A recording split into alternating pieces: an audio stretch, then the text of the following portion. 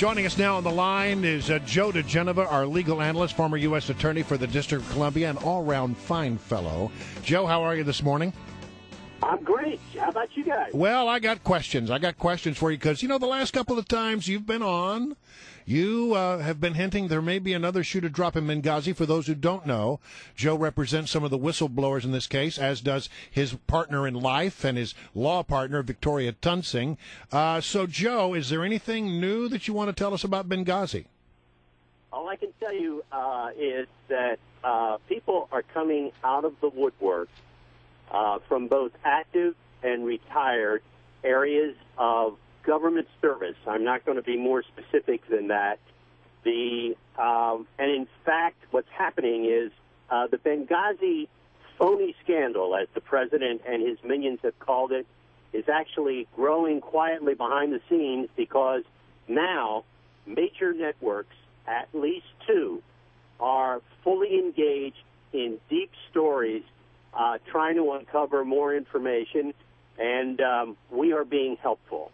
Well, when you say you're being helpful, in what way? Can you characterize it in any... I can't tell you that other than it involves people who know things. People who know things, and you hinted last time, and I'll let you go after this one on this topic, but last time you hinted that the story might be moving to the States. That was because we're discovering information about surveillance programs. NSA looks like it's going to be the tip of the iceberg. So the NSA scandal and the Benghazi scandal are connected somehow? No, it's just that what's happening is, as a result of people coming forward to talk about Benghazi, we are learning things about other things that the government is doing that it probably shouldn't be doing domestically. Wow, what a coy. That's what you call a tease right there. Yeah. Okay, I'll let it go. Thank you, Joe. I appreciate that update. I can assure you this: WMAL will be the first to know. All right. Thank you for that, Joe. We appreciate it. And let's be clear: the morning show on WMAL will be the first to know. That's right. Yes. Hey, Joe, let me ask you about the Hassan trial. He's been, talk about this is more obvious than the Washington Redskins going to be winning the Super Bowl. I mean, that's already a done deal. And Hassan was found guilty of 13 counts of premeditated murder and 32 counts of attempted murder. Now it's in the sentencing phase. And knowing what you know about these things and about how military trials work, is there any doubt that Nidal Hassan will be given the death penalty here? Well, I don't think there's any doubt that technically he can get it. You just never know what even a military jury is going to do anymore. It looks like this is a pretty good group of solid military citizens. Remember, these are command people. Everybody on this jury has to be his level or above, a major and above. And so what you have here is the likelihood of a death penalty, but not a certainty. You just sometimes just don't know. But I would think he would get the death penalty given the makeup of this panel. So much attention has been given to the victims here, the survivors, and the fact that this is called a workplace violence and they haven't gotten Purple Hearts or any of the benefits that go along with a terror attack. Is there any argument to justify not calling what happened down at Fort Hood a terror attack?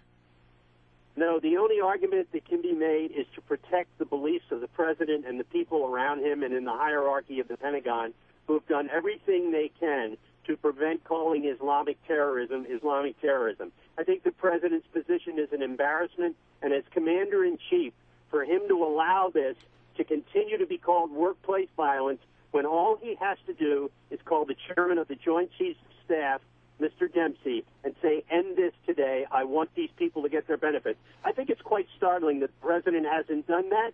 That is an embarrassment to our country, and it is one of the reasons that the people in the military of this country, which we have learned, Victoria and I, from talking to them now as a result of Benghazi, are absolutely embarrassed by their commander-in-chief. All right, I want to turn to the Maryland duty to retreat law. It's being pointed out by a state legislature that in Maryland, if you have a confrontation with a bad guy, you have a duty to retreat. You don't have a duty or the obligation to stand your ground, or you don't even have the option of standing your ground. As this debate unfolds, it seems unlikely that they'll be able to push a stand your ground law through the state of Maryland. But do you think this is a worthy debate or a waste of time?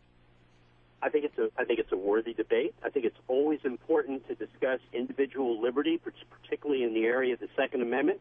I can tell you, as somebody who has become very active in the ownership, the legal ownership of weapons over the last year. And a resident of Maryland, by the way. That's correct. I did an ammo run on Saturday and picked up supplies for my various legally acquired weapons.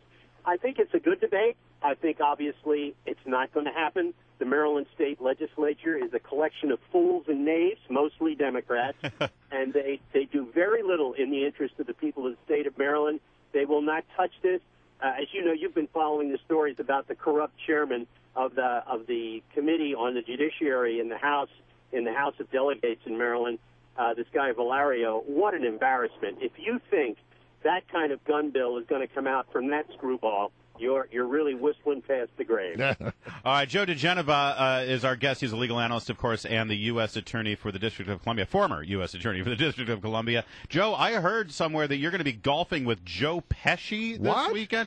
You should be careful. He's got some weird rules when it comes to golf. If you win, you win. If you lose, you still win. So, I mean, how are you going to beat this guy? But although apparently, if you get a gimme if the ball is within like a foot of the hole. I don't know if you play with gimme rules or not.